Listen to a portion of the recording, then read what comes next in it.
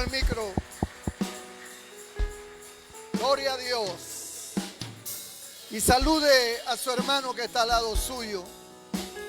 Dele un abrazo, dígale: Dios te bendiga, mi hermano, mi hermana. Gloria a Dios. El Señor es bueno. Me acomodan un poquito el volumen. Gloria a Jesucristo. Gracias, Señor.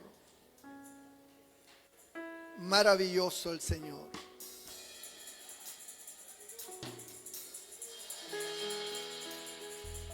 Vamos a abrir nuestras Biblias en el libro de Romanos, capítulo 5. Epístola del apóstol Pablo a los Romanos, capítulo 5.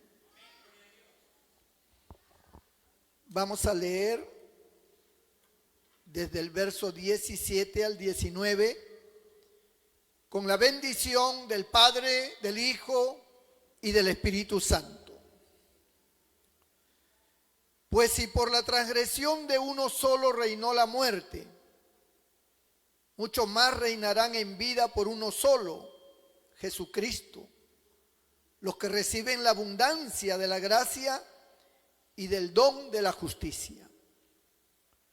Así que como por la transgresión de uno vino la condenación a todos los hombres, de la misma manera por la justicia de uno vino a todos los hombres la justificación de vida.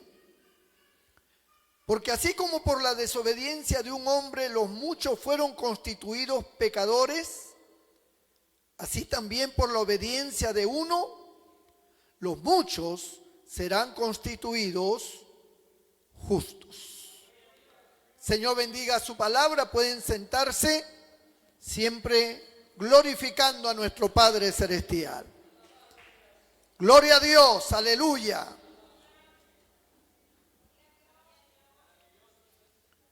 La vida y la muerte. Bendito el Señor. Dos palabras que son relevantes en nuestra vida. Son relevantes en la historia de este mundo hasta la actualidad. Dos palabras que tienen que ver no solamente con la realidad de nuestra estancia en este mundo, sino también con nuestro futuro. La vida y la muerte son importantes comprenderlas. La Biblia dice que Dios es el Dios de la vida. Todo lo que Él ha creado tiene vida, tiene propósito. No hay nada más lindo que todo aquello que tenga propósito. Lo que no tiene propósito, pues no sirve para nada. No tiene sentido su existencia si no tiene propósito. Pero lo que tiene propósito está encuadrado en un diseño para elaborar, para formar algo, para establecer algo de bendición, de provecho, de confort, de desarrollo. Y Dios creó todas las cosas con propósitos, propósitos inimaginables, porque todas esas cosas creadas por Dios le fueron otorgadas al ser humano para que el hombre dispusiera de ellos y convirtiera estos elementos en algo fructífero, en algo especial que traería beneficio para la humanidad. Aún las piedras, que parecen que son elementos inanimados, que no tienen mayor relevancia, las piedras en las manos de un ser humano con propósito se convierten en algo muy grande, muy especial. Y más, cuando aquellas cosas creadas por Dios son orgánicas, es decir, son organismos vivos que se desarrollan, tienen un sistema un sistema de vida productivo que genera alimentación, vestido, genera vida en las personas, porque todo lo que Dios diseñó con propósito tiene el beneficio de la vida para el ser humano. Tenemos vida gracias a todo lo creado por Dios. La inmensidad del mar y todos sus peces, todos los animales creados, volátiles, terrestres, aún los reptiles, aún los insectos, son de provecho para la vida del ser humano. Cuando Dios terminó de crear todas las cosas, Él estableció al hombre, lo creó del polvo de la tierra y lo estableció en un hermoso huerto. Allí lo puso para que trabajara, para que utilizara todos los elementos que Dios le había puesto en sus manos para proyectar ese paraíso en algo incluso mejor de lo que ya estaba. Porque la creatividad, que es algo innato en Dios, y como nosotros hemos sido creados a imagen y semejanza de Dios, la creatividad también está en nosotros. La creatividad se mueve a través de la imaginación. Nosotros nos imaginamos cosas y a través de esa imaginación nos proyectamos a cosas que pueden ser muy útiles, incluso cosas que no existen, que no están diseñadas todavía. La imaginación de un hombre la puede hacer posible y de ahí surgen los grandes inventos que hoy tiene la sociedad. A través de la imaginación, el desarrollo, el punto de vista, la capacidad de hacer de algo pequeño algo grande. Dios puso al hombre para eso, para que se recreara haciendo lo que mejor podía hacer. No era el trabajo algo lastimero para el hombre. No era el trabajo algo como para sentirse esclavo. Era para recrearse. El trabajo era una recreación, porque el trabajo representaba la creatividad, representaba la sabiduría, el entendimiento, la inteligencia. Y eso era algo que Dios quería. Y Dios estableció la vida, pero faltaba un elemento importante para que la vida en el ser humano se desarrollara, y era la mujer. Dios creó a la mujer como compañera, como ayuda idónea, y para que fuera la madre de todos los seres vivientes, es decir, los seres humanos. Y para que de esta forma el plan de Dios en la vida de un solo hombre se trasladara a todos los hombres que iban a nacer. Todos iban a nacer con las mismas cualidades, con los mismos genes, con la misma sabiduría, inteligencia, capacidad que Dios le había dado a Adán. Adán era el modelo, el patrón del sistema. Y estos seres humanos eran la vida de Dios. La vida de Dios para todo propósito maravilloso. Ya sabemos lo que ocurrió. A pesar de que Dios advirtió que ellos tenían que cuidar de no comer el árbol prohibido, porque eso iba a generar la muerte. Ellos desobedecieron. Y tanto Eva como Adán comieron de aquel fruto de ese árbol. Y apareció la muerte. Y la muerte ha sido el arma de destrucción de Satanás, que el Señor lo reprenda. La muerte contaminó todo, destruyó lo vital, porque atacó las neuronas, las células, todo lo que tiene que ver con la vida. La muerte comenzó a atacar y apareció por primera vez en la vida del ser humano la degeneración, la corrupción de su cuerpo, de su carne. Aún sus valores espirituales, como son los sentimientos, como son los sentidos que son de orden espiritual, fueron afectados.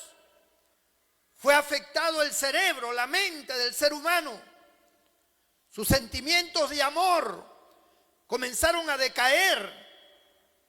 Su entendimiento, su sabiduría se corrompió. Como cuando Luzbel, que fue el ser más hermoso creado por Dios, dice el profeta, se corrompió su sabiduría a causa de su hermosura. La sabiduría se corrompió, ya no podía tener esa capacidad de antes. Así le pasó al hombre. Se corrompió su sabiduría. Y aparecieron cosas que no existían, como la envidia. Adán y Eva tuvieron muchos hijos. Hijos e hijas, nos dice el capítulo 5 del Génesis.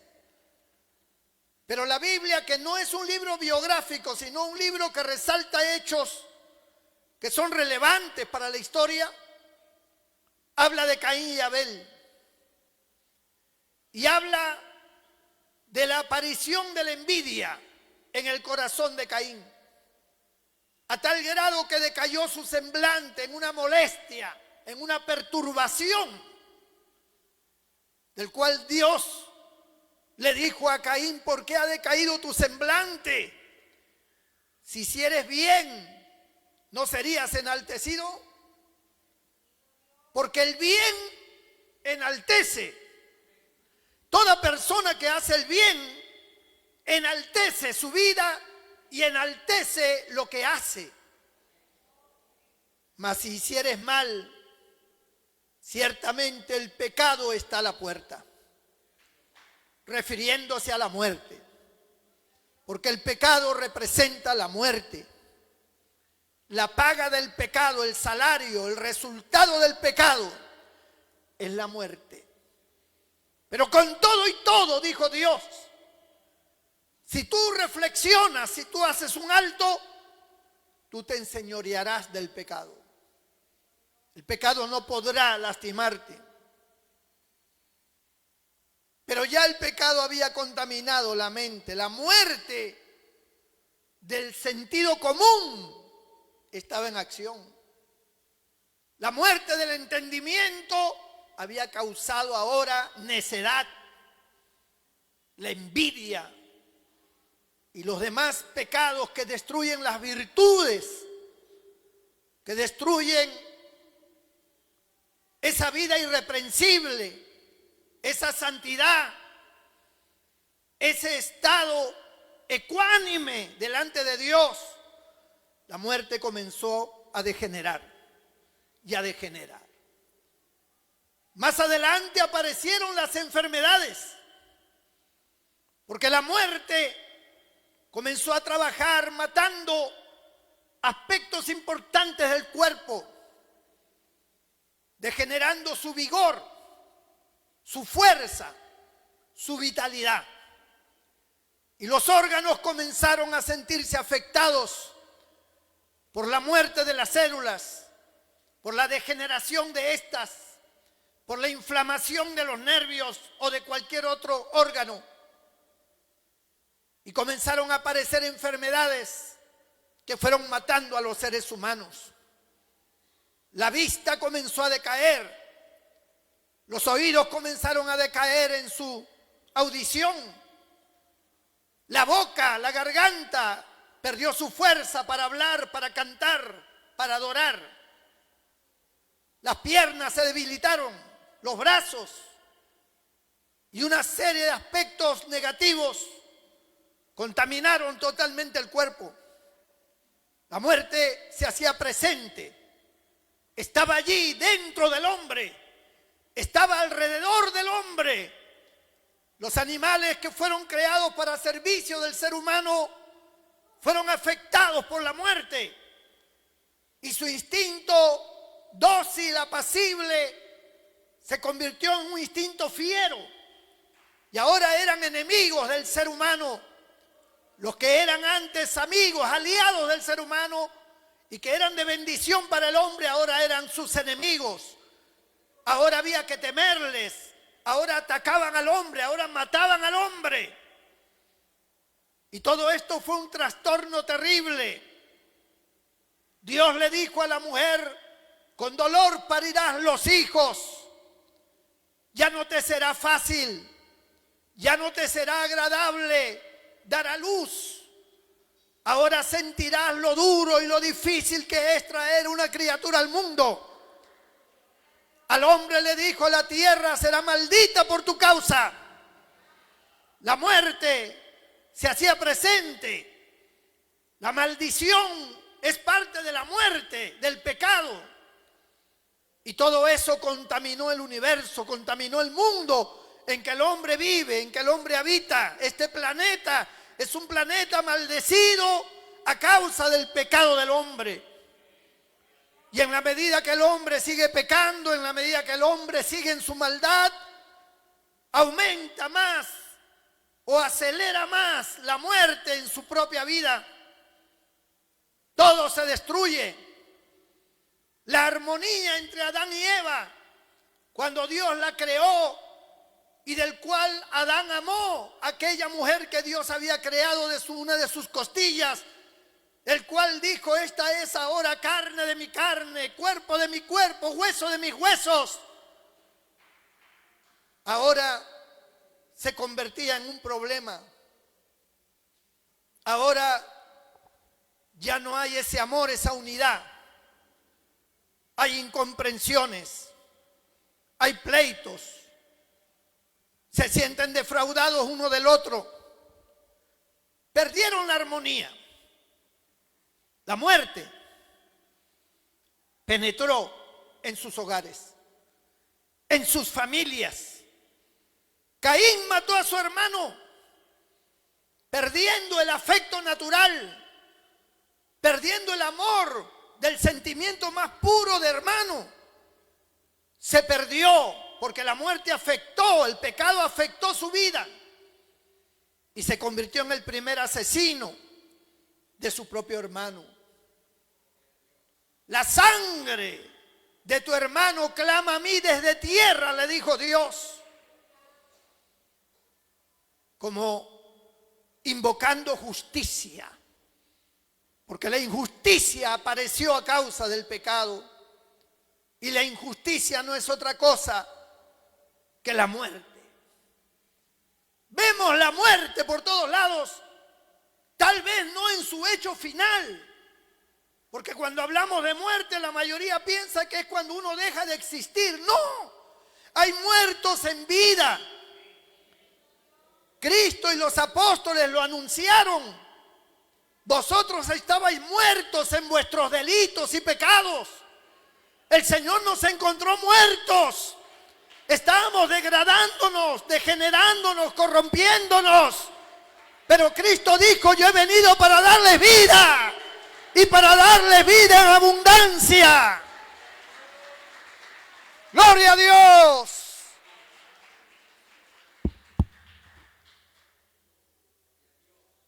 Cuando nosotros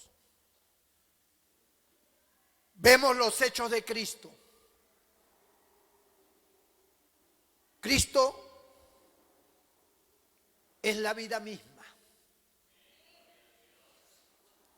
Yo soy el camino, la verdad y la vida, dijo Cristo. Soy el que devuelve los sentidos. Soy el que reconstruyo lo afectado. Soy el que sano. Soy el que uno. Soy el que restaura. El que bendice.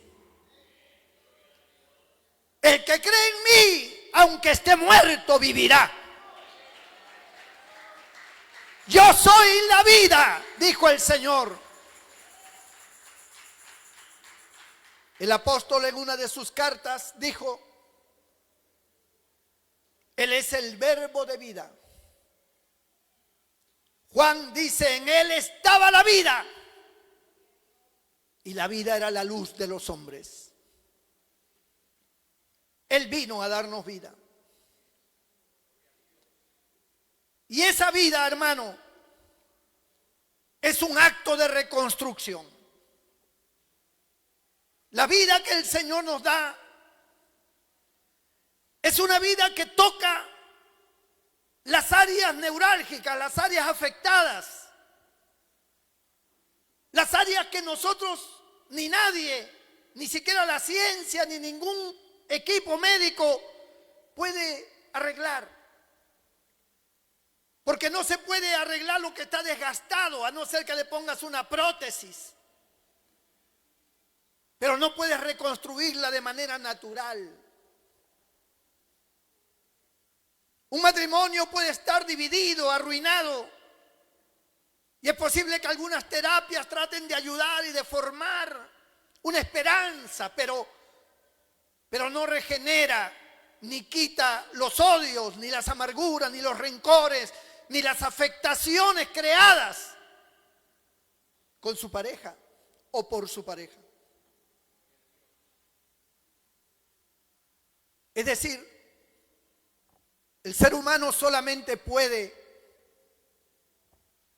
aplicar una ayuda, pero no puede volver las cosas a su estado natural. De ahí vienen las frases como: una vez que las cosas están mal hechas, no se puede llorar sobre la leche derramada. Un vaso quebrado ya no lo puedes reconstruir, porque eso muestra los límites del hombre, su incapacidad de volver las cosas a su estado natural, a darle vida. Pero cuando Cristo vino, Cristo no solamente dio un mensaje de vida, Cristo aplicó con hechos su mensaje. Cristo obró en aquellas vistas de ese ciego que había nacido ciego, que sus córneas estaban afectadas o tal vez no tenía córneas. Pero cuando el Señor escupió en tierra y le puso ese barro en sus ojos, el poder de Dios comenzó a actuar. La vida del Señor comenzó a actuar a través de esos elementos. Y es posible que se hayan formado las córneas. Es posible que todo aquello que estaba totalmente afectado comenzó a arreglarse, a tomar forma. En cuestión de segundos comenzaron esas vistas a ponerse en el orden natural con que Dios las había creado. Porque el Señor devuelve a su estado natural las cosas. ¡Gloria a Dios! Y aquel hombre comenzó a ver.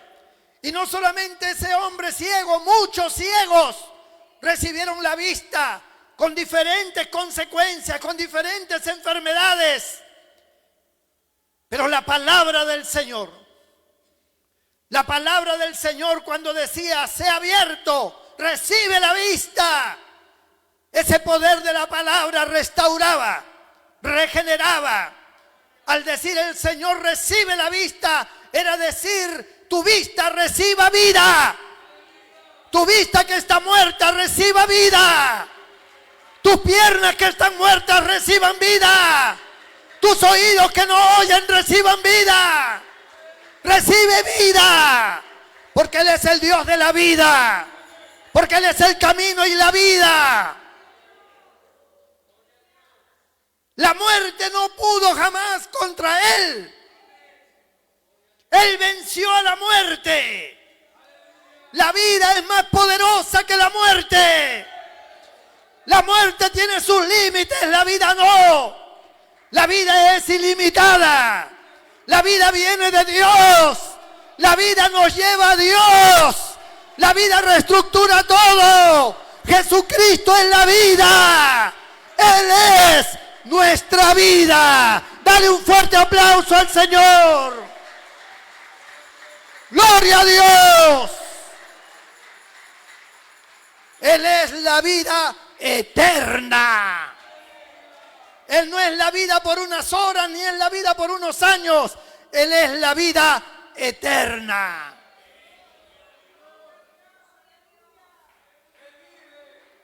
El espíritu de vida que está en Él nos ha librado de la ley del pecado y de la muerte. Él es la vida.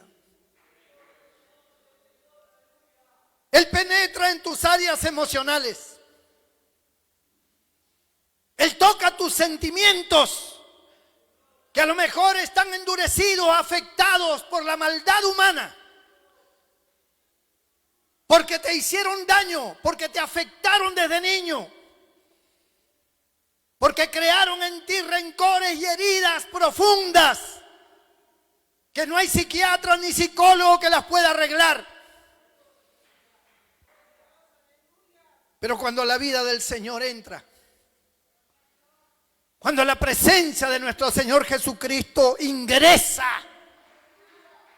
como una espada de dos filos que penetra hasta donde está el alma y el espíritu, los tuétanos, las coyunturas, cuando esa presencia del Señor llena de vida ingresa a lo más profundo de tu alma, donde están afectados tus sentimientos, donde han surgido una serie de afectaciones y de complejos, esa vida cambia el corazón, cambia tu manera de sentir, cambia tu manera de pensar y comienzas a experimentar un amor que nunca habías experimentado, una fuerza de sentimiento que jamás había estado en ti.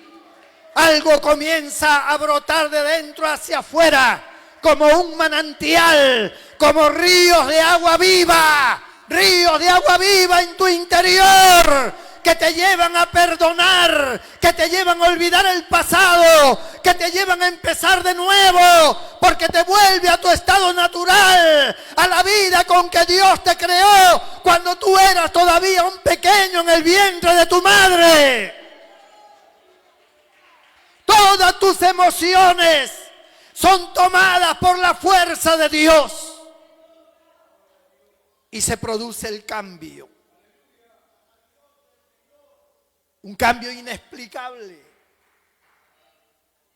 que al mismo tiempo que es sobrenatural porque el poder de Dios lo hizo, al mismo tiempo se torna natural. Porque comienza a crecer en ti de manera natural. Dios nos devuelve a nuestro estado natural. ¿Cuánta gente ha dicho muchas veces, quisiera empezar otra vez? Como quisiera retroceder el tiempo, quisiera empezar de nuevo. Pues la vida del Señor lo hace posible. Porque Él te regresa a tu estado natural. No importando lo que hayas hecho, no importando lo que haya pasado, Él te da vida y vida en abundancia. A tal grado que si alguno está en Cristo, nueva criatura es. Las cosas viejas pasaron, todas son hechas nuevas. Dele gloria a Dios, dele alabanza al Señor. Aleluya.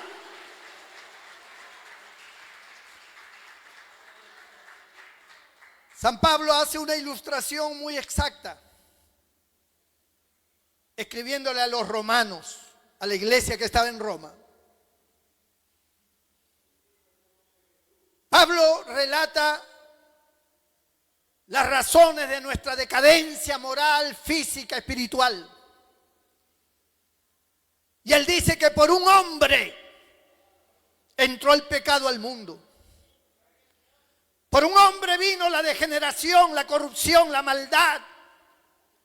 Por un hombre, por la irresponsabilidad, el no obedecer a Dios, por un hombre entró el diablo a este mundo y destruyó. Y pone a ese hombre como responsable de todas las desgracias y de toda la miseria humana. Pero al mismo tiempo, San Pablo también dice, pero hubo otro hombre. Así como un hombre trajo la desgracia, un hombre trajo la vida. Trajo la esperanza. Trajo la perfección. Así como abundó el pecado por un hombre, sobreabundó la gracia por este otro hombre.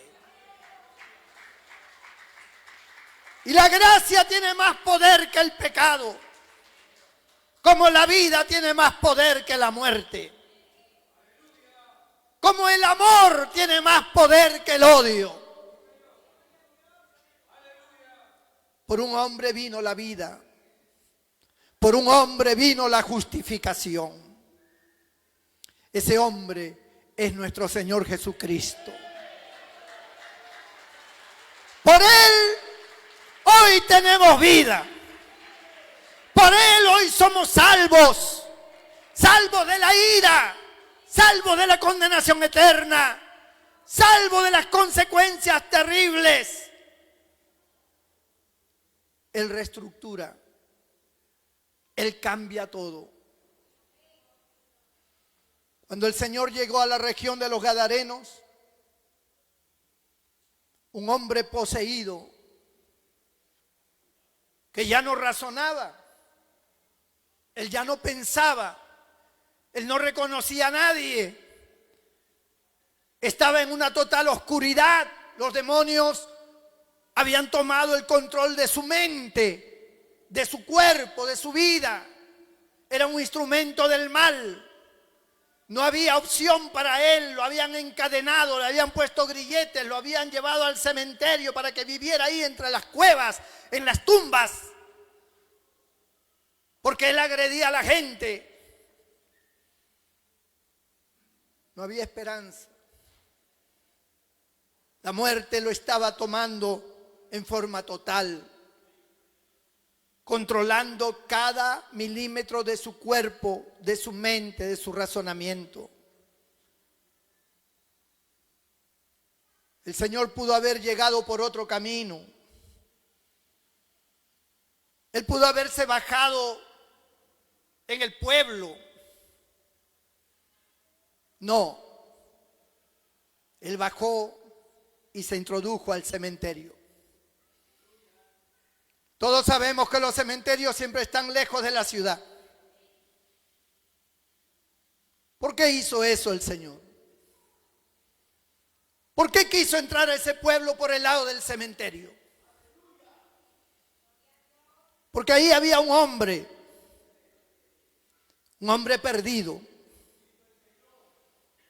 un hombre sin opción, sin alternativa. Un hombre dominado por las fuerzas del mal con toda la furia, sin razonamiento. Pero ese hombre fue creado a imagen de Dios. Y el Señor se le acercó. El hombre no entendía nada, él estaba en la oscuridad, él no razonaba. Pero los demonios que estaban ahí vieron a Jesús. Los demonios detectaron inmediatamente el propósito del Señor. Porque tal vez usted no puede detectar los planes, los propósitos, la visión del Señor, pero los demonios sí. Los demonios sabían que Él venía por ese hombre.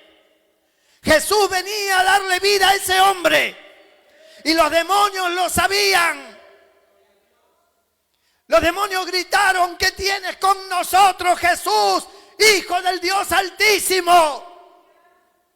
¿Has venido antes de tiempo para atormentarnos? Pero Jesús los señalaba y les decía: salgan de ese hombre.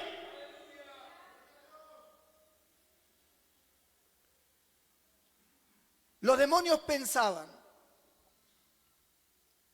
que ese hombre era de la propiedad de ellos.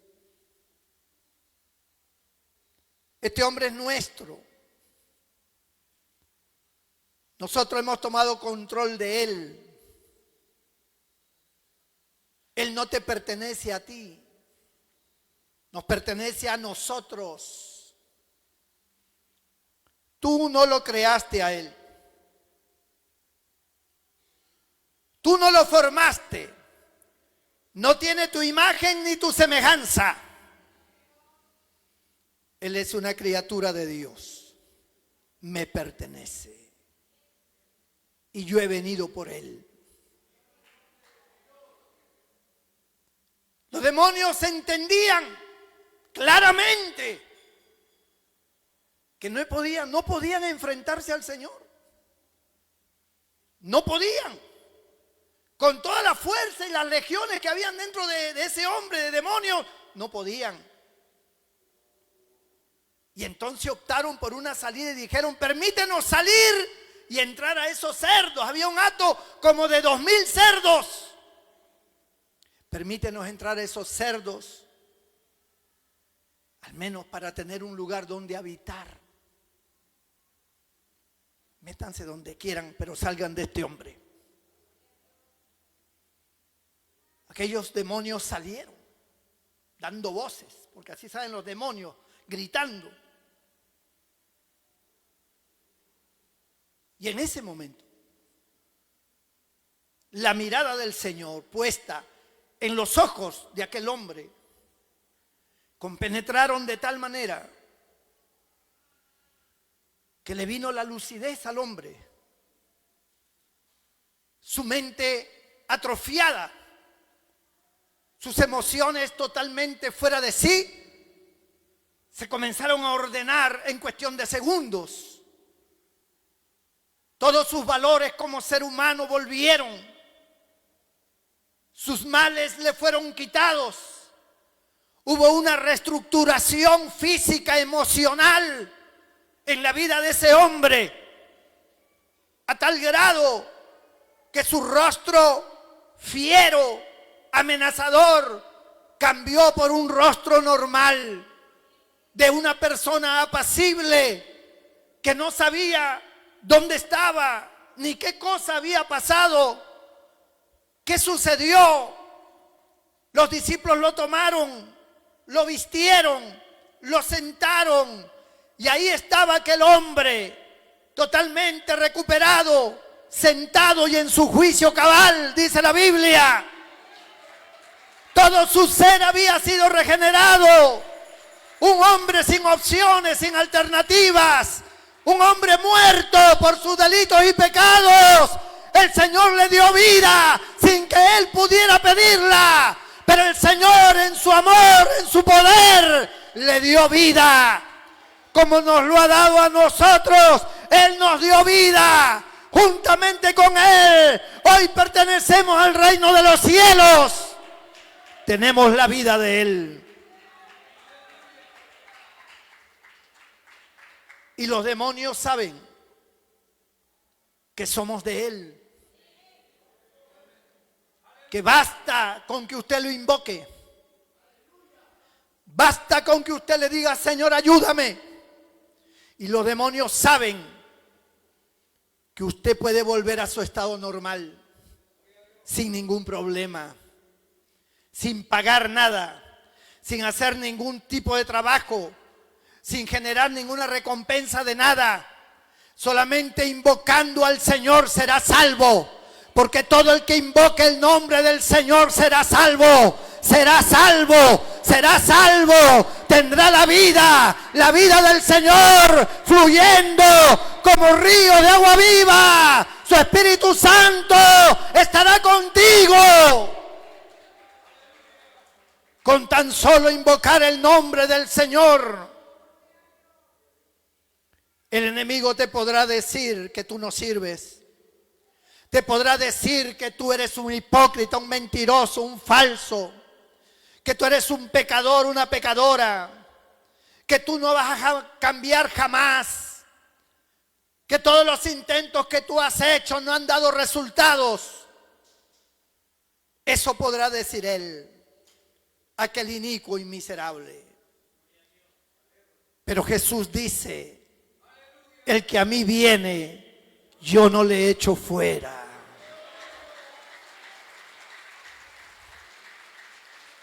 El que cree en mí, aunque esté muerto, vivirá. Yo soy la esperanza. Yo soy la única alternativa para el ser humano. Cuando el ser humano entiende quién es Jesús y lo reconoce como su único y suficiente Salvador, tendrá vida. El Señor te mirará y te dirá, yo te doy vida. Tú fallaste, tú fracasaste. Tú perdiste muchas cosas buenas, pero yo te doy vida. Yo te levanto. Yo te regenero. Esa enfermedad que tú tienes, yo la sano. Ese problema que tú tienes como un nudo, yo lo desato. Esa situación que te afecta económicamente, familiarmente, en cualquier aspecto, yo destruyo eso y creo una vida nueva. Yo hago nueva todas las cosas, porque no hay nada imposible para mí, dice el Señor. Yo soy la esperanza viva. Las palabras que yo te hablo son espíritu y son vida. Es la vida que hoy tenemos aquí, que está entre nosotros. Donde quiera que hayan dos o más reunidos en mi nombre, la vida está allí. El cambio está allí. La alternativa está allí. Solo tienes que creerla y tomarla. Y entonces, lo que tú jamás comprendiste, lo que jamás pudiste hacer, lo que jamás pudiste arreglar en cualquier área, el Señor comienza a regenerar y a volverte a su estado natural. Y termino diciendo lo siguiente. David, aquel rey de Israel, hizo muchas cosas buenas, pero también hizo muchas cosas malas. Lo que me sorprende de la vida de este hombre no es lo que hizo bueno o malo o lo que dejara de hacer. Lo que me sorprende de este hombre es cómo terminó. La Biblia, cuando se refiere a David en su época ya final para morir, dice que él murió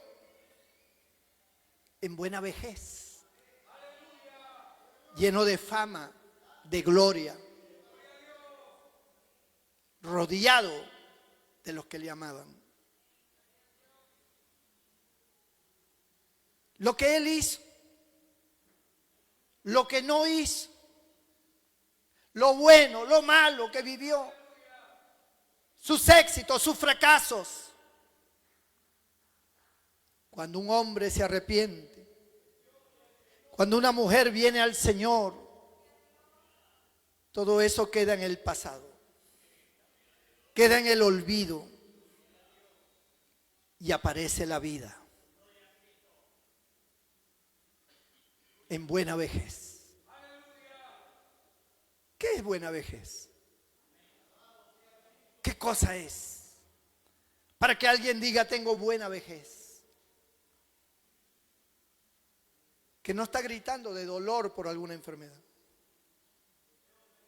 Que no está deprimido porque no lo aman. que no está en la miseria o en la soledad sin que nadie le alcance un vaso con agua. Una buena vejez es amparado totalmente por Dios en todas las instancias de su vida. Una buena vejez es decir, estoy listo para irme contigo, Señor, cuando tú quieras. Estoy preparado.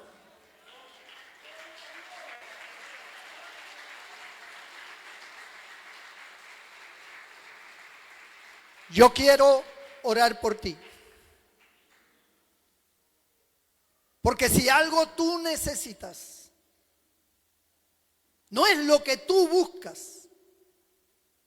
Si algo tú necesitas, es la vida de Jesús nuestro Señor.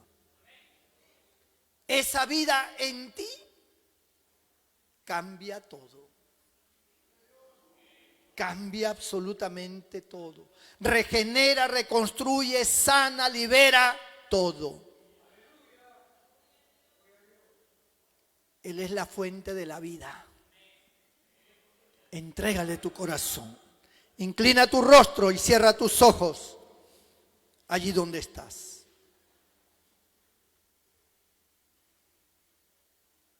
Yo quiero orar por ti. Quiero pedir a Dios por ti.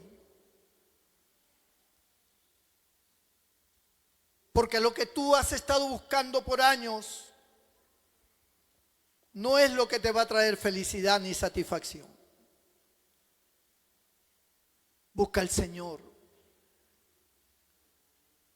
A partir de esa base de tener al Señor en nuestra vida, todo lo demás será añadido. Todo lo demás será diferente. Todo lo demás será reestructurado y regenerado.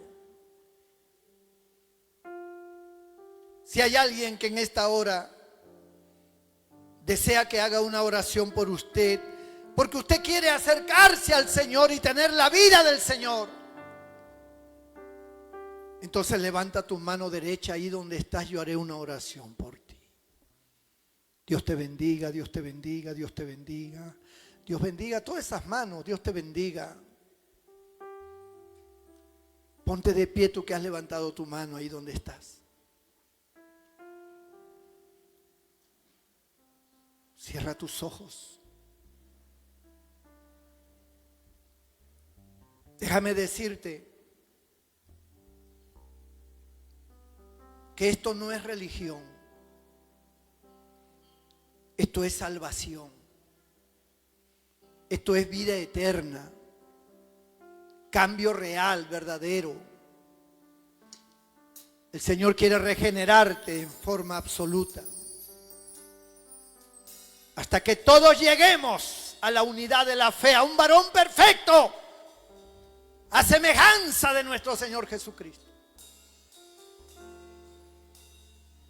Con tus ojos cerrados, dile al Señor: perdóname, Señor, mi ignorancia. He buscado la felicidad, he buscado reconstruir mi vida de muchas maneras, sin darme cuenta que eres tú, solamente tú el que reconstruyes, el que regeneras todo. Que solamente tengo que ponerme en tus manos, que solo tengo que amarte, servirte, adorarte. Y todo lo demás lo haces tú. Cuando amamos al Señor, Él se encarga de todo. Él guía nuestros pasos, Él nos orienta, Él pone el querer como el hacer por su buena voluntad. Él nos bendice, Él cuida de nosotros. Él es el buen pastor, dio su vida por nosotros. Toda la iglesia se pone de pie y me ayuda a orar por estas vidas. Vamos a orar por ellos con todo nuestro corazón. Mientras usted se acerca al Señor, le pide perdón, oramos. Amado Dios y Padre nuestro que estás en los cielos, Te damos gracias por tu palabra. Gracias por tu Espíritu Santo, por tu sabiduría, por tu amor. Todas las vidas que levantaron sus manos, tú conoces sus historias, conoces sus vidas, sus pensamientos, sus debilidades, sus pecados.